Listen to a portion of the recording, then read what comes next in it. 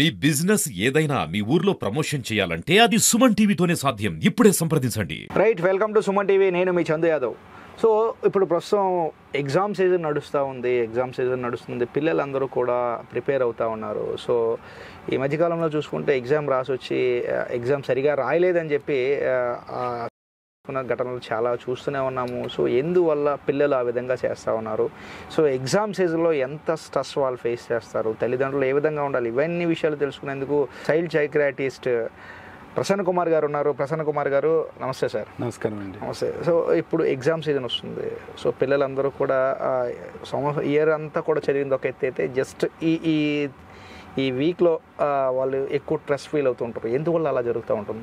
అంటే స్ట్రెస్ అంటే దాన్ని యాంగ్జైటీ అంటాం మనం ఒక విధంగా చెప్పాలంటే. యాంగ్జైటీ అనేది ప్రతి జీవికి అవసరం, ప్రతి చైల్డ్కి కూడా అవసరం కొంత యాంగ్జైటీ ఉంటేనే ఒక గోల్ రీచ్ అవ్వగలుగుతారు మనకి. కానీ కొన్నిసార్లు ఏమవుతుంది అంటే అండి, మనకి యాంగ్జైటీ అనేది మితిమీరిపోతుంది అనమాట, ఒక హద్దు దాటేస్తుంది. హద్దు దాటేసినప్పుడు దాన్ని యాంగ్జైటీ పడుతున్నప్పుడు ఏంటంటే అది గుర్తించి, ముఖ్యంగా తన చుట్టూ ఎవరైతే ఉన్నారో చైల్డ్ పిల్లవాడి చుట్టూ ఉన్న వాళ్ళు ఎవరైతే ఉన్నారో అది గుర్తించి వాళ్ళు సపోర్ట్ చేస్తే ఆ యాంగ్జైటీ నుంచి కొంత కోపప్ అవ్వగలుగుతారు. ఓకే. స్ట్రెస్ వచ్చినప్పుడు ఏంటంటే ఒక స్ట్రెస్కి ఒక కోపింగ్ అనేది ఉండాలి. ఇప్పుడు ఆ కోపింగ్ అనేది లేకపోతే, ఆ కోపింగ్ అనేది ఎక్కడి నుంచి అందుతుంది? ఫ్రెండ్స్ నుంచి, పేరెంట్స్ నుంచి, టీచర్స్ నుంచి. ఆ కోపింగ్ జరగాలంటే ఒకటి సపోర్టింగ్ వాళ్ళు ఉండాలి, తిన కూడా సపోర్ట్ రిసీవ్ చేసుకునేలాగా ఉండాలి, వెళ్ళి అడిగేలాగా ఉండాలి, తన మనసులో అది ఎక్స్ప్రెస్ చేసేలా ఉండాలి. ఓకే. సో ఒకవేళ కానీ ఒక పిల్లవాడు తన మనసులో ప్రాబ్లమ్ని, మనసులో స్ట్రెస్ని బయట వాళ్ళకి ఎక్స్ప్రెస్ చేయకుండా మనసులో పెట్టేసుకున్నా, లేకపోతే ఒకళ్ళకి చెప్దాం అనుకున్నా ఎక్స్ప్రెస్ చేసుకోవడానికి రెడీగా మనుషులు ఎవరో తనకి చేసి వెంటౌట్ చేసి లేదా డిస్కస్ చేయడానికి ఎవరో లేకపోయినా అది మితిమీరిపోతుంది. ఓకే. ఎప్పుడైతే మితిమీరిపోయిందో మనకి ఏదో ఒక దుష్ప్రభావం కింద ఒక డిప్రెషన్ లాగా, మన డిజార్డర్లోకి వెళ్ళిపోతుంది. ఒక విధంగా చెప్పాలంటే డిజార్డర్లోకి వెళ్ళిపోతే డిప్రెషన్ లాగా వెళ్ళిపోతారు. ఆ డిప్రెషన్ కూడా ఒక లెవెల్ దాటేస్తే సూసైడల్ ఐడియాస్ కూడా స్టార్ట్ అవుతాయి. ఓకే. సో అది మనం ఆ స్టార్టింగ్లోనే గుర్తిస్తే ఆ స్టేజ్ దాకా వెళ్ళే సమస్య రాదు మనకి. ఈ సినారియోలో పిల్లలకి సో తల్లిదండ్రుల నుంచి కానీ, టీచర్స్ నుంచి కానీ, కో ఫ్రెండ్స్ నుంచి కానీ ఎటువంటి సపోర్ట్ వాళ్ళకి ఉండాలి? ఇప్పుడు ఒకటండి, ఎగ్జామ్ అనేది ఎవరికైనా స్ట్రెస్సే. ఎగ్జామ్ ఎవరు స్ట్రెస్ పడుతూనే ఉంటారు. ఎగ్జామ్ అనేది స్ట్రెస్ లేకుండా ఎగ్జామ్ జరగదు యాక్చువల్గా. కానీ ఎగ్జామ్ వచ్చి ముందే దానికి ఒక ప్రణాళిక అనేది ఉండాలి ప్రతి పిల్లవాడికి. టీచర్స్కే కానీ పిల్లలకే కానీ ఒక ప్రణాళిక అంటే ఒక టైం టేబుల్ అనేది. అంటే చాలామంది ఏమవుతుందంటే లాస్ట్ మినిట్లో మొదలు పెడతారు చదవడం. అలా కాకుండా ముందు నుంచి ఒక డిసిప్లిన్ ప్రకారంగా ఒక టైం టేబుల్ వేసుకుని, అందులో టైం టేబుల్ అంటే ఎవ్రీడే ఇంటికి స్కూల్లో టైం టేబులే కాకుండా ఇంట్లో కూడా టైం టేబుల్ వేసుకోవాలి. అందులో ఏదైతే డిఫికల్ట్ సబ్జెక్ట్స్ ఉన్నాయో దానికి ఎక్కువ టైం వెచ్చించేలాగా చూడాలి. డిఫికల్ట్ సబ్జెక్ట్స్కి ఎక్కువ ట్యూషన్స్ పెట్టించుకోవడం, అర్థమని కొద్దిగా ఫ్యామిలీ మెంబర్స్తో డిస్కస్ చేయడం, ఇలాంటి సింపుల్ థింగ్స్ తీసుకున్నా కూడా ప్రణాళిక బద్ధంగా చదివితే చివరికి వచ్చినప్పటికీ ఇబ్బంది రాదు వాళ్ళకి. ఫస్ట్ థింగ్ అదే ప్రతి టీచర్ చెప్తారు. సెకండ్ థింగ్ ఏంటంటే చదువుకున్నది ప్రతిదీ కూడా నోట్స్ రాసుకోవాలి. ఏదైనా, ఎందుకంటే మనకు చదువుతున్న ఒక లెసన్ ఉందనుకోండి, లెసన్ చదువుతున్నప్పుడు ఏమవుతుంది, బోల్ అంత మెటీరియల్ ఉంటుంది, అందులో కొంత అర్థం అవుతున్నట్టు ఉంటుంది, కొన్ని ఇంపార్టెంట్ పాయింట్స్ మళ్ళీ గుర్తుండవన్నీ ఈ పాయింట్స్ని నోట్స్ రాసుకోవడం అనేది చాలా మంచి అలవాటు యాక్చువల్గా. ఎందుకంటే అప్పుడు ఎగ్జామ్ టైంలో ఒకసారి నోట్స్ చదువుకుంటే ఫాస్ట్గా కవర్ అయిపోతుంది. థర్డ్ థింగ్ ఏంటంటే చదువుతున్నప్పుడు కొంతమందికి చదువుతున్నా కూడా మనసుకి లగ్నం అవ్వదు. దాన్ని చదువుతారు కానీ మనసుకి లగ్నం అవ్వట్లేదు. అవి ఎప్పుడు అవుతాయి? అవి యూజువల్గా ఒకరోజు హాల్లో కూర్చుని పక్కన టీవీ ఆడుతుంది అనుకోండి, అప్పుడు చదువుతున్న లగ్నం అవ్వదు. సో డిస్ట్రాక్షన్స్ లేకుండా ఉండ చూడాలి. అంటే యూజువల్గా ప్రతి పేరెంట్ కూడా పిల్లవాడికి తనకంటూ ఒక స్టడీ ఎన్విరాన్మెంట్ రూమ్ లాగా ఒకటి క్రియేట్ చేయగలిగితే, అది ఇప్పుడు ఉన్న ఇంట్లోనే ఏదో స్పెషల్గా మనం రూమ్ ఇవ్వలేము కానీ కొన్నిసార్లు ఇవ్వలేరు, కానీ ఉన్న రూమ్లోనే తనకి ఆ డిస్ట్రాక్షన్ లేని విధంగా ఒక స్పేస్ పర్టికులర్ ఎవ్రీడే ఒకే చోట ఉండేలాగా పెట్టుకుని ఒక అలవాట్లా క్రియేట్ చేయాలి పేరెంట్స్ పరంగా. అది ఒకటి చేస్తూ తన రెగ్యులర్గా ఒక చోట చదువుకుంటూ అట్ ది సేమ్ టైం నిద్ర, ఆ టైంకి నిద్ర అనేది ఉండాలి. నిద్ర ఉంటేనే మనకు మైండ్ అనేది ఫోకస్గా పనిచేయగలుగుతుంది. నిద్ర కరెక్ట్గా ఉండాలి. ఫుడ్ కూడాను ముఖ్యంగా ఎగ్జామ్ టైం దగ్గరికి వచ్చి కొద్దీ ఈజీ డైజెస్టబుల్ ఫుడ్ ఉండాలి. ఎందుకంటే ఎగ్జామ్ టైంలో ఎలా ఉంటుందంటే యాంగ్జైటీ పెరిగే కొద్దీ ఆకలి తగ్గిపోతుంటుంది. నిద్ర లేకపోయినప్పుడు కూడా ఆకలి తగ్గిపోతుంటుంది. సో అలాంటప్పుడు ఏంటంటే ఫుడ్ కూడా తినలేరు వాళ్ళు. తిన్నా కూడా మా ఇండైజెషన్ లాగా అయిపోయే అవకాశాలు కూడా ఉంటాయి. యాంగ్జైటీ పెరిగి కొద్దీ గట్ మొటిలిటీ ఒకసారి పెరిగిపోతూ ఉంటుంది. సో లూజ్ మోషన్స్ లాగా ఇలాంటి ఇష్యూలు కూడా రావచ్చు ఒకసారి. సో అందుకు ఏంటంటే ఇవన్నీ యాంగ్జైటీలో ప్రాబ్లమ్స్ కాబట్టి అంత లెవెల్ యాంగ్జైటీ వెళ్లకుండా ముందే స్ట్రెస్కి one of the main principle ఏంటంటే స్ట్రెస్ తగ్గించుకోవాలంటే డిసిప్లినింగ్ అంటారు. ఓకే, అంటే నీ ఎప్పుడు ఎక్కువ ప్రాబ్లమ్స్ ఉన్నాయనుకోండి స్ట్రెస్ వచ్చేస్తుంది. అలా కాకుండా దీనికి ఇది అని మనం ముందుగానే ఒక ఛానలైజ్ చేసి ఒక పంక్చువాలిటీ మెయింటైన్ చేయగలిగితే స్ట్రెస్ పడం మనం. ఓకే, సో ముందుగానే మనం ఆర్గనైజింగ్గా చేసుకుని ఆర్గనైజింగ్ కూడా ఏ డిఫికల్ట్ సబ్జెక్ట్స్ ప్రతి ఒక్కరికి ఒక్కటి సబ్జెక్ట్ అందరూ 100% అన్ని సబ్జెక్టులు పర్ఫెక్ట్గా ఉంటారు. ఉన్న సబ్జెక్టులని డిఫికల్ట్ సబ్జెక్ట్కి ఎక్కువ కేటాయించి టీచర్లని ట్యూషన్ అది పెట్టించుకోవడం, లేకపోతే ఉన్న టీచర్లను రిపీటెడ్గా పేరెంట్స్ వెళ్ళి మా అబ్బాయికి ఇది కష్టంగా ఉంది చెప్పండి అంటే ప్రతి టీచర్ చెప్తారు కదండి ఎవరైనా. సో ఆ పేరెంట్స్ కూడా ఎందులో వెనకబడిపోతున్నాడో గమనించుకుంటూ ముందుకు తీసుకెళ్తే వాళ్ళు చాలా మంది స్ట్రెస్ లేకుండా ఉంటారు. ఇప్పుడు మనం చూస్తున్నాం అంటే చాలా మంది పేరెంట్స్ పిల్లల్ని వేరే వాళ్ళతో కంపేర్ చేసుకుంటారు. సో ఆ కంపారిజన్ కూడా కొంతవరకు కంపారిజన్ చేయకూడదు. ఎందుకంటే నేను ఒకటి చెప్తాను, ప్రతి పిల్లవాడు యూనిక్ అంటే ఒక్కొక్కరికి ఒక్కొక్క ఎబిలిటీస్ ఉంటాయి. ఒక పిల్లవాడు తీసుకుంటే ఒక అబ్బాయికి బాగా మెమరీ బాగుండొచ్చు, కానీ ఆ మెమరీ ఉండటం వల్ల బాగా చదివి గుర్తుంచుకోగలుగుతారు, కానీ చెప్పమంటే మాటల రూపంలో ఎక్స్ప్రెషన్ స్కిల్స్ తక్కువ ఉండొచ్చు. కొంతమందికి ఎక్స్ప్రెషన్ స్కిల్స్ బాగుంటాయి కానీ చెప్పలేదు. కొంతమంది ఏంటి ఎనలైజింగ్ బాగుంటుంది, అంటే ఒక సిచ్యువేషన్ ఇస్తే అది ఎందుకు అవుతుంది ఎలా అవుతుంది అని చేయగలుగుతారు, కానీ గుర్తుంచుకోమంటే అంత ఎక్కువ గుర్తుంచుకోలేకపోవచ్చు. కొంతమందికి లెక్కల్లో మైండ్లోనే క్యాలిక్యులేట్ చేయగలుగుతారు. కొంతమంది ఆర్టిస్టిక్ స్కిల్స్ ఎక్కువ ఉంటాయి. ఇప్పుడు మనకి దేశంలో అయితే అంత ఆర్టిస్టిక్ అంత ఇవ్వరు, కానీ అబ్రాడ్లో ప్రతి చోట ఆర్టిస్టిక్ స్కిల్స్ చాలా ఇంపార్టెంట్. కొన్ని చోట్ల ఆర్టిస్టులు ఎంత వాల్యూ ఉంటుంది అంటే అంత వాల్యూ ఉంటుంది. సో కొంతమంది ఆర్టిస్టిక్ స్కిల్స్ ఉంటాయి. సో బ్రెయిన్లో ఒక్కొక్క ఏరియాకి బట్టి ఒక్కొక్క స్కిల్స్ డెవలప్మెంట్ ఉంటుంది. సో పిల్లవాడిని ఏదో ఒక మ్యాథ్స్ సరిగ్గా మెమరీ లేదనో మనం ఫోకస్ చేయకుండా అన్ని ఎబిలిటీస్ని చూసేలా ఉండాలి. మెయిన్ థింగ్ ఏంటంటే పేరెంట్స్ ఒక దాంట్లో వెనకబడిపోతున్నాడు అంటే తనకి వేరే దాంట్లో ఇంకో దాంట్లో స్ట్రెంత్ ఉంటుంది ఖచ్చితంగా. ప్రతి చైల్డ్కి ఒక చోట కొద్దిగా తక్కువ ఉంటే ఇంకో చోట ఇంకో ఎబిలిటీ ఎక్కువ ఉంటుంది.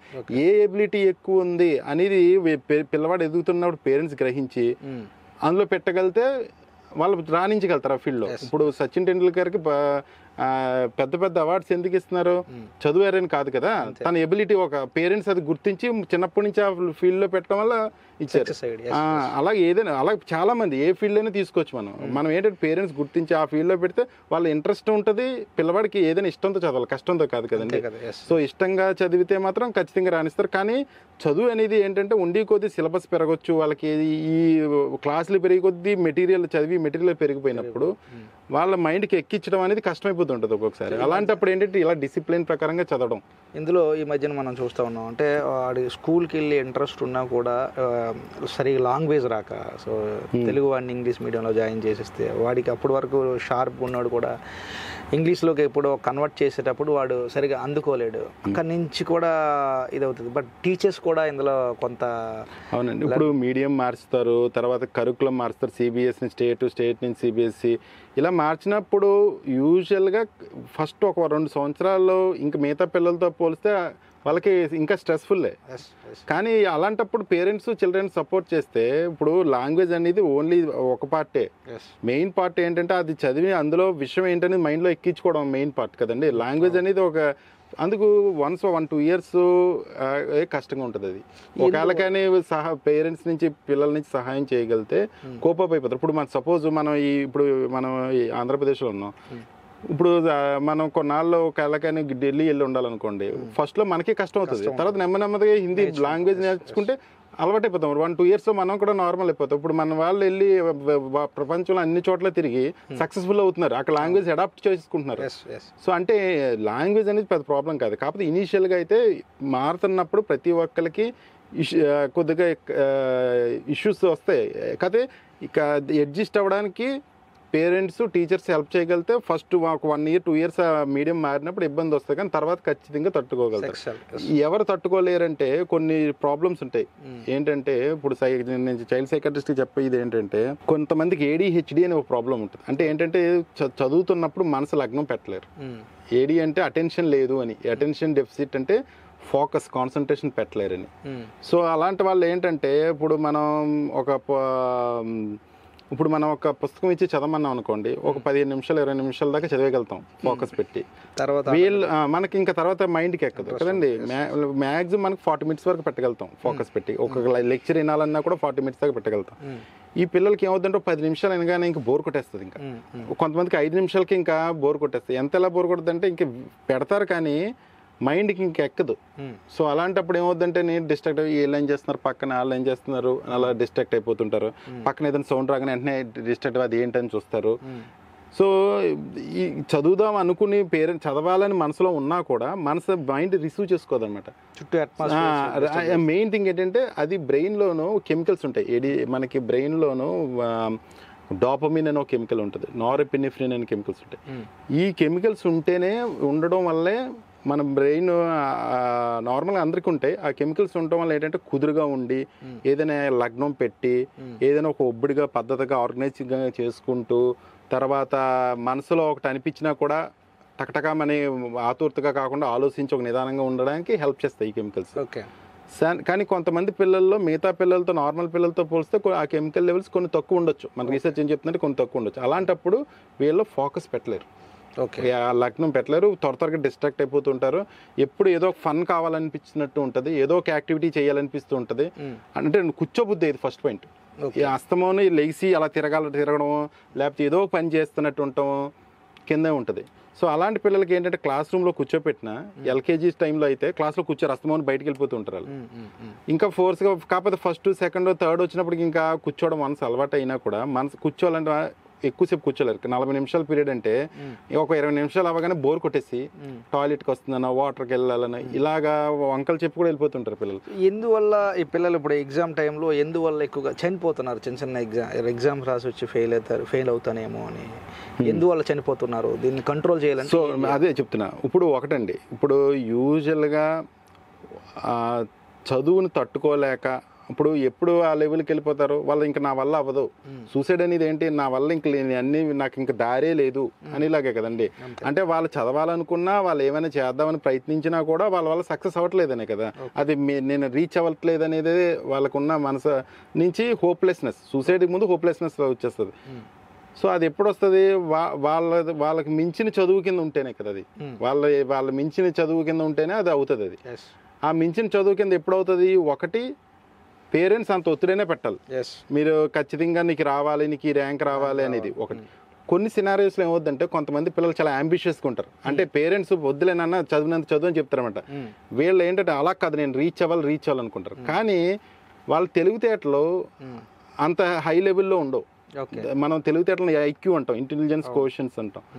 ఐక్యూ వాల్యూ బట్టే మన ఎనలైజింగ్ కానీ మన మెమరీ కానీ మనలో ఉండే పిల్లవాడి ప్రాసెసింగ్ కానీ అన్నీ ఉంటాయి అవి. సో ఎప్పుడైతే మనం ఈ ఐక్యూ వాల్యూస్ ఒక ఎలాగైనా తక్కువ ఉంటాయి, అంటే తక్కువ అంటే మరీ తక్కువ కదా, బోర్డర్ లైన్ ఇంటెలిజెన్స్ అంటాం కొంతమంది పిల్లలు. వాళ్ళు ఏంటంటే 5వ తరగతి వరకు బాగానే చదివేస్తారు, అక్కడి నుంచి ఏంటంటే చదవాలంటే కొద్దిగా కష్టమైన ఇస్తే అర్థం చేసుకోవడం కొద్ది టైం పట్టేస్తుంటుంది, టైం తీసుకుంటారు, చదువుతూ ఉంటారు, రోజంతా చదువుతూ ఉంటారు. కానీ అది కొన్ని అర్థం పెద్ద పేరాలు వచ్చేసినప్పటికీ దాన్ని అనలైజ్ చేసి దాన్ని, అంటే నేను ఇప్పుడు ఆన్సర్ రాయాలంటే అది మనం అర్థం చేసుకుని రాయాలి కదండి, అంత డీప్గా అర్థం చేసుకోలేరు, అనలైజ్ చేయలేకపోతారు. కానీ వాళ్ళు చదవాలనుకుంటారు, ఫస్ట్ ర్యాంక్ వచ్చేయాలనుకుంటున్నారు. పేరెంట్కి నేను బాగా చదవగలనని, నేను కష్టపడగలను అనుకుంటారు. కానీ ఒకసారి ఆ ఇంటెలిజెన్స్ సరిపడా అర్థం లేకపోతే రీచ్ అవ్వలేరు. సో అప్పుడు ఆ సంఘర్షణ అవుతుంది, నేను రాద్దాం అనుకున్నా రావట్లేదు అనేది ఒక సంఘర్షణ అవుతూ ఉంటుంది. అలాంటప్పుడు నేను ఎంత చదివినా అవ్వట్లేదని వేస్ట్ అవ్వచ్చు కదండి. అలాగే ఇప్పుడు ADHD పిల్లలని చెప్పాను నేను, ఏదైతే ఫోకస్ ఉండదో పిల్లలకి, ఫోకస్ అంటే బ్రెయిన్లో కొన్ని కెమికల్స్ తక్కువ ఉండటం వల్ల ఫోకస్ అనేది ఉండదని చెప్తున్నా. సో ఎప్పుడైతే ఉండదో వాళ్ళు చదువుదాం అనుకుంటారు, ర్యాంక్ వద్దాం అనుకున్నా కూడా వీళ్ళు ఎక్కువసేపు ఫోకస్ పెట్టలేరు. ఎప్పుడైతే ఫోకస్ పెట్టలేరో ఎంత చేద్దాం ఎగ్జామ్లో కూడా వాళ్ళు కొంతమంది పిల్లలు ఆన్సర్ పెద్ద ఆన్సర్ ఉందనుకోండి, సగం రాసినట్టు బోర్ కొట్టేస్తుంది. ఇంకా వచ్చినా కూడా ఆన్సర్ అంతా వచ్చినా కూడా రాయాలన్నా కూడా సహనం ఉండదు, ఓర్పు సహనం ఉండదు. సగం రాసేసి ఇంక చాలే, ఇంకా ఏదో అవుతుంది అని ఇలా కూడా వచ్చేసి పిల్లలు ఉంటారు కొంతమంది. సో ఇలాంటి హైపర్ యాక్టివ్ పిల్లలు ఉన్నా, లేకపోతే ఇంటెలిజెన్స్ కొద్దిగా తక్కువ ఉన్నా, బోర్డర్ లైన్ ఇంటెలిజెన్స్ తక్కువ ఉన్నా, తర్వాత కొంతమంది పిల్లలు డిస్లెక్సియా అంటారు. డిస్లెక్సియా అంటే మీకు ఈజీగా అర్థం అని చెప్తాను. ఇప్పుడు మనం ఒక రంగు గుర్తించాలి, లేకపోతే ఒక మొహం ఫేస్ గుర్తించాలంటే బ్రెయిన్లో ఒక ఏరియా పనిచేయాలన్నమాట. ఆ ఏరియా పనిచేస్తేనే మొహాలను గుర్తించగలుగుతాం. రంగులను గుర్తించాలన్నా ఒక బ్రెయిన్లో విజన్ ఏరియా పనిచేస్తేనే ఆక్సిపిటల్ అంటాం మనం, అది పనిచేస్తేనే మనుషులను గుర్తుపట్టడం. ఇలా అలాగా మాటలు రావాలంటే బ్రెయిన్లో ఒక పార్ట్. సో అలాగే ఒక్కో పార్ట్ ఒక పని చేస్తుంది. అక్షరాలు గుర్తించడానికి కూడా బ్రెయిన్లో కొన్ని ఏరియాస్ ఉంటాయి. కొంతమంది పిల్లలకి ఇవి సరిగ్గా డెవలప్మెంట్ ఉండదు. ఉండకపోతే అప్పుడు ఏమవుతుందంటే వాళ్ళ అక్షరాలు గుర్తించడం కూడా చాలా ఇబ్బంది అవుతూ ఉంటుంది. అలాంటప్పుడు ఏమవుతుంది, స్టార్టింగ్ ఎల్కేజీలోనే ఏబిసిడీలు రాసేటప్పుడే బీకి డీకి కన్ఫ్యూజ్ అయిపోతారు. బి అంటే ఇలాగా, డి అంటే ఇలాగే తిరగేసి మరగేసేస్తూ ఉంటారు యాక్చువల్గా. అలాంటప్పుడు వాళ్ళని ఇంకా ముందుగా పంపిస్తే అది చిన్నప్పుడే గుర్తించగలిగితే వీళ్ళకి అక్షరాలు గుర్తించడంలో ఇబ్బంది ఉంది, అక్షరాలు రాయటంలో ఇబ్బంది ఉంది, అక్షరాలు గుర్తించడంలో ఇబ్బంది ఉందని గుర్తిస్తే వాళ్ళకి మనం రెమిడియేషన్ ఇస్తే వాళ్ళ కోపప్ అయిపోయి చాలా వరకు నార్మల్ అవుతారు. కానీ చాలా మంది గుర్తించలేరు. అది పేరెంట్స్ గుర్తించట్లేదు, టీచర్స్ గుర్తించలేరు. వాళ్ళని ప్రమోట్ అయితే చేసేస్తారు. నెక్స్ట్ వచ్చినప్పుడు ఏమవుతాయంటే స్పెల్లింగ్స్ వచ్చేస్తాయి. ఎప్పుడైతే స్పెల్లింగ్స్ వస్తాయో ఈ అక్షరాలు రాని వాళ్ళు స్పెల్లింగ్లు కష్టం అవుతాయి. ఇంకా నెక్స్ట్ క్లాస్ వచ్చేసి వర్డ్స్, సెంటెన్సెస్, పేరాలు వచ్చేస్తాయి. వాళ్ళు ఎలా చదువుతారు, PADH అలా విడగొట్టి చదువుతుంటే అసలు ఒకసారి చదివి దాని అర్థం కూడా చదవలేకపోతారు కరెక్ట్గా. ఈ డిస్లెక్సియా ప్రాబ్లమ్ను గుర్తించగలిగితే మనం ముందుగానే ట్రీట్మెంట్ ఇప్పించగలిగితే మనం ఆ స్టేజ్కి తీసుకెళ్ళాం. లేకపోతే ఏమవుతుంది అనుకుంటున్నారు, అది చదువుది అర్థం అవుతుంది వాళ్ళకి. చదవాలి, మార్క్స్ తెచ్చుకోవాలనుకుంటారు, కానీ ఎంత చదివినా కూడా అదేంటో దాని భావమే మైండ్కి ఎక్కకపోతే పైనే చదివేసి కొన్నాళ్ళ వరకు చిన్న ఆన్సర్లో పైకి చదివేసి అలా రాసేస్తారు. కానీ ఎప్పుడైతే మనం డీప్గా అనలైజ్ చదివి అర్థం చేసుకుని రాయవలసి లెవెల్కి 5th 6th వచ్చిందో కష్టపడిపోతారు.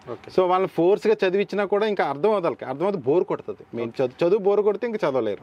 ఫైనల్గా ఇప్పుడు ఎగ్జామ్స్ వస్తున్నాయి కాబట్టి పిల్లలు స్ట్రెస్ ఫీల్ అవ్వకుండా, యాంగ్జైటీ ఫీల్ అవ్వకుండా ఎట్లా ప్రిపేర్ అయితే మంచిది అంటారు? ఒకటండి, స్ట్రెస్, యాంగ్జైటీ, ఒకటి గుడ్ ఫుడ్ ఈజీగా డైజెస్ట్ అయిన ఫుడ్ తీసుకుంటూ, నిద్ర సరిగ్గా తీసుకుంటూ, కొంచెంసేపు వాకింగ్ చేసుకుంటూ, మరీ యాంగ్జైటీ పెడితే సింపుల్ బ్రీతింగ్ ఎక్సర్సైజ్, ఇలా పడుకుని ఊపిరి తీసుకుని కాసేపు ఆలోచి ఊపిరి తీయటం, లేకపోతే ఊపిరి తీసి కాసేపు నంబర్స్ కౌంట్ చేసి మళ్ళీ ఊపిరి వదలటం. Simple breathing exercise. మన నెట్లో కూడా యూట్యూబ్ బ్యాగ్లో వస్తాయి మనకు బోల్డ్ అన్ని బ్రీతింగ్ ఎక్సర్సైజ్ అని. సింపుల్ ఎక్సర్సైజ్ చేసినా కొంత రిలాక్సేషన్, యోగా చేసినా రిలాక్సేషన్ ఉంటుంది. సో ఇవి చేస్తే కొంతవరకు మనం ప్రొటెక్ట్ చేసుకోగలుగుతాం పిల్లల్ని. రెండోది ఏంటంటే పిల్లలు ఏ ప్రాబ్లం వచ్చినా కూడా వీలైనంత వరకు వాళ్ళకి మనసులో ఉన్న ప్రాబ్లమ్స్ని షేర్ చేసేలా పేరెంట్స్ కూడా సపోర్ట్ చేయాలి. ఎలా ఉంది, ఏం ప్రాబ్లం ఉంది, ఎలాగ అర్థం అవుతుందా లేదా, ఏంటి కష్టం, డల్గా ఎందుకున్నావు, ఎందుకు యాంగ్జైటీ పడుతున్నావు, ఏం క్వశ్చన్లు ఇబ్బంది ఉన్నాయి. ఒకవేళ కానీ పేరెంట్స్కి అర్థం అవ్వకపోతే పలానా టీచర్ తెలుగు మా అబ్బాయి ఇలా ఇబ్బంది పడుతున్నాడు, ఏ విధంగా హెల్ప్ చేయాలి అంటే వాళ్ళకి ఒక భావన వస్తుంది, నాకు సపోర్ట్ సిస్టమ్ ఉందని. అంటే సపోర్ట్ సిస్టమ్ ఇమీడియట్గా ఉంది అనేలాగా చెప్పాలి. హాస్టల్లో పిల్లలకి అయితే టీచర్స్, ముఖ్యంగా ఉన్న టీచర్లు రెగ్యులర్గా తీసి ఒక ఫ్రెండ్ లాగా అయిపోవాలి ఒక విధంగా చెప్పాలంటే. ముఖ్యంగా ఎవరైతే ఇలాంటి ప్రాబ్లమ్స్ యాంగ్జైటీ, టెన్షన్ పడుతున్నారో వాళ్ళకి ఎక్కువ టైం కేటాయించి, మిగతా వాళ్ళ మీద పేరెంట్స్ అయినా టీచర్లు అయినా ఎక్కువ టైం కేటాయిస్తే వాళ్ళ మనసులో ప్రాబ్లమ్ చెప్పగలుగుతారు. దాన్ని ఎలా సాల్వ్, ప్రతిదానికి ఒక సొల్యూషన్ ఉంటుంది. సొల్యూషన్ ఎత్తకి మనం వాళ్ళు చూపించగలిగితే వాళ్ళకి చాలా హెల్ప్ చేసినట్టు అవుతుంది. కొన్ని టిప్స్ కూడా ఫాలో చెప్పొచ్చు మన పేరెంట్స్కి, టీచర్స్కి, ముఖ్య పిల్లలకి. ఎలా అంటే పేరెంట్స్ ఒక ఫ్రెండ్లీ అట్మాస్ఫియర్ క్రియేట్ చేసి అబ్జర్వ్ చేస్తూ, అలాగని మరీ సూపర్వైజన్ కాదు, ఎందుకంటే వీళ్ళ ఎక్కువ మంది అడాలసెన్స్ ఏజ్లో ఉన్న వాళ్ళకి కాస్త వాళ్ళకి ఇండిపెండెన్స్ ఇస్తూ ఉండాలి. అలాగే ఏం చేస్తారంటే సూపర్వైజన్ కూడా చేయాలి. అది బ్యాలెన్స్ జాగ్రత్తగా మెయింటైన్ చేయాలి. చిన్నపిల్లల చాలా మంది ఏం చేస్తారంటే పేరెంట్స్ ఒక పెద్ద అడాలసెన్స్ ఏజ్లోకి వచ్చినా కూడా ఇంకా చిన్నపిల్లల చూస్తారు, వాళ్ళకి అసలు ఇండిపెండెన్స్ ఇవ్వరు. అలాంటప్పుడు ఇంకా ఇబ్బంది అయిపోతుంది వాళ్ళకి. సో ఏ సబ్జెక్ట్లో వెనకపడుతున్నాడు, ఎందులో ఇబ్బంది పడుతున్నాడు అని గమనించి దానికి ఇమీడియట్గా సపోర్ట్ సిస్టమ్ లాగా ఉండి, టీచర్స్ కూడా ఇలాంటి పిల్లలను కొద్దిగా ఎవరైతే డల్ అవుతున్నారో, ఎవరైతే ఇలా ముందుగా గుర్తించి వాళ్ళకి సపోర్ట్ సిస్టమ్ కింద ఎక్కువ టైం స్పెండ్ చేయగలిగితే చాలామంది అధిగమిస్తారు. యాక్చువల్గా ఆ స్టేజ్ దాకా వెళ్ళినవారు.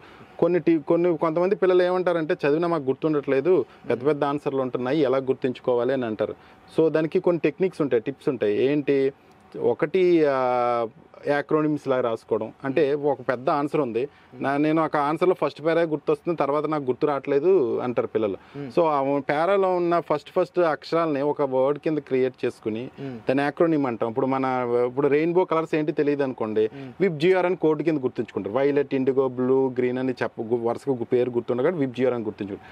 అలాగే కోడ్ లాగా క్రియేట్ చేయడాన్ని యాక్రోనిమ్స్ అంటారు. అలాగే యాక్రోనిమ్స్ లాగా క్రియేట్ చేసుకోవడం, లేకపోతే నోట్స్ రాసుకోవడం, లేకపోతే సైన్స్ అలాంటి చోట్ల, ముఖ్యంగా కెమిస్ట్రీ అలాంటి చోట్ల అయితే ఫ్లో చార్ట్స్ అంటారు. దీని నుంచి ఇది వచ్చింది, ఈ మాలిక్యూల్ నుంచి ఇలా వచ్చింది అనేది ఫ్లో చార్ట్లా రాసుకోవడం. లేకపోతే పెద్ద లెసన్స్ ఉన్నప్పుడు దాన్ని ఒక మెమరీ మ్యాప్ అంటారు. అంటే ఇంపార్టెంట్ ఏరియాస్ అన్ని ఒక్కొక్క పేపర్లోనే చదివితే ఆ పేపర్ రివైజ్ చూసుకోగానే మొత్తం లెసన్ అంతా ఏంటి ఉన్నది అనేది గుర్తొచ్చేలాగా ఉండి ఇలా మెమరీ మ్యాప్స్ రాసుకోవడం. తర్వాత కొంతమందిని ఎలా గుర్తుంచుకుంటారంటే కొన్ని పెద్ద ఆన్సర్లు వచ్చినప్పుడు నాకు ఇబ్బంది అయిపోతుందని అంటారు. దాన్ని ఒక లోకల్ మెథడ్ అంటారు. ఎలా అంటే అప్పుడు సపోజ్ బ్రెయిన్ ఫంక్షన్స్ ఏంటని ఒక క్వశ్చన్ ఉందండి, దానికి ఆన్సర్ ఒకటేమో సో అది గుర్తు రావట్లేదు, 4-5 పేరాలు ఉన్నాయి, ఈచ్ పేరా ఒక పేరా గుర్తుంటే ఇంక మిగతా 4 పేరాలు గుర్తు రావట్లేదు అబ్బాయికి. సో అలాంటప్పుడు ఏంటంటే విజువల్గా మనం ఉన్న ఏరియాలోనే ఒక లింకింగ్ లాగా ఏర్పాటు చేసుకుంటారు కొంతమంది. ఎలా అంటే ఫర్ ఎగ్జాంపుల్ ఇంట్లో ఎలా ఎంటర్ అవ్వగానే ఏం ఆబ్జెక్ట్స్ ఉన్నాయంటే ఫర్ ఎగ్జాంపుల్ ఒకటి యాపిల్ కంప్యూటర్ ఉంది, ఒకటి తర్వాత ఒక మెమరీ కార్డు ఉంది, తర్వాత అక్కడ జిమ్ చేసే మిషన్ ఉంది, అలాగ ఉన్నాయనుకోండి. సో ఫస్ట్ బ్రెయిన్ ఫంక్షన్ అంటే first it is like a memory. A అంటే యాపిల్ ఎనలైజింగ్ చేస్తుంది బ్రెయిన్ ఫంక్షన్, ఎనలైజింగ్ గురించి ఒక పేరా రాయాలి. తర్వాత మెమరీ కార్డు ఉంది అంటే మెమరీ గురించి ఒక పేరా రాయాలి.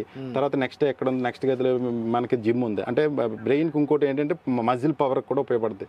సో మెమరీ అని అలాగా లింక్ చేసుకుంటే వాళ్ళకి ఒకవేళకి నెక్స్ట్ పేరెంట్లో ఏదన్నా అలాగా లింక్ చేసుకుంటారు. అది మన సైకాలజీలో లోకే మెథడ్ అంటారు. అలాగా కొన్ని టిప్స్ ఉన్నాయి, ఇలాంటి టిప్స్ కొన్ని ఫాలో చేయగలిగితే వాళ్ళు అధిగమించగలుగుతారు చాలామంది. ఇప్పుడు పెద్ద క్వశ్చన్ నేను చెప్పాను కదా, మెమరీ మ్యాప్స్, ఇలాంటివన్నీ చిన్న టిప్స్ ప్రాక్టీస్ చేసినా కూడా కొన్ని కష్టమైన క్వశ్చన్లు, పెద్ద క్వశ్చన్లు ఏదైతే ఎగ్జామ్లో గుర్తుండవని పిల్లలకి ఇలాంటివి చేసినా కూడా కొంతవరకు హెల్ప్ చేయడానికి ఉంటుంది. థ్యాంక్ యూ డాక్టర్ గారు, మంచి విషయాలు చెప్పారు. పిల్లలకు కూడా ఎట్లాగా చేయాలో చెప్పి ఈ ముఖ్యంగా డిప్రెషన్కి మీరు ఏదైతే సూసైడల్ ఐడియాస్ అన్నారో అది పిల్లల్ని త్వరగా గుర్తించాలి, సూసైడ్ లెవెల్కి వెళ్ళకూడదు. సో డిప్రెషన్ అనేది ఏంటంటే మెయిన్ గుర్తించవలసింది పిల్లలు డల్గా అయిపోవడం, విచారంగా ఉండటం, శక్తి లేనట్టు ఉండటం, సంతోషమైన ఏట్లకి ప్లెజరబుల్ థింగ్స్ ఉంటాయి. టీవీ చూడాలంటే ఇంక వద్దనిపిస్తే ఏం టీవీ అంటారు, అంటే ప్లెజరబుల్ థింగ్స్ని అవాయిడ్ చేసేయటం, నిద్ర సరిగ్గా పట్టలేకపోవడం, ఆకలి సరిగ్గా లేకపోవడం, ముఖ్యంగా ముభావంగా ఉంటాం. ఇలాంటివి ఉన్నప్పుడు వెంటనే గుర్తించాలి. యూజువల్గా హాస్టల్లోనే మనకి సూసైడ్స్ ఇలా జరిగిన హాస్టల్ జరుగుతూ ఉంటాయి. ఒకసారి ఏంటంటే పక్క పిల్లలు అలాంటప్పుడు ఏంటంటే పక్క రూమ్మేట్లు గుర్తించాలి. తిన వెళ్ళి మాస్టర్కి చెప్పాలి, చాలా 4 రోజుల నుంచి డల్గా ఉంటున్నాడు ఈ అబ్బాయి, చూడండి సార్ అని చెప్తే వాళ్ళు ఇమీడియట్గా గుర్తిస్తారు. చాలా మంది పక్క పిల్లలు ఏదో డల్గా ఉన్నాడు పర్లేదని వదిలేయకూడదు అనమాట. ఈ మా హాస్టల్ అయితే, ఇంట్లో అయితే పక్క ఫ్రెండ్స్ గుర్తించాలి, ఇంట్లో అయితే పేరెంట్స్ డల్ అవుతున్నాడు, ఎందుకు డల్ అవుతున్నాడు అని వదిలేయకూడదు. ఒకటి మాట్లాడినా కూడా ఇంకా డల్గానే ఉంటున్నాడు అంటే మాత్రం దానికి మెడికల్ ఇంటర్వెన్షన్ కౌన్సిలింగ్ అని ఇప్పించాలి. కౌన్సిలింగ్ తగ్గకపోతే మెడికేషన్ కూడా ఇప్పించాలి. ఇప్పిస్తే చాలా వరకు నార్మల్ అయిపోతారు పిల్లలు. ఎందుకంటే స్ట్రెస్ లేకుండా లైఫ్ అనేది ఉండదు. స్ట్రెస్ని ఏ విధంగా అధిగమించాలో నేర్చుకోవాలి.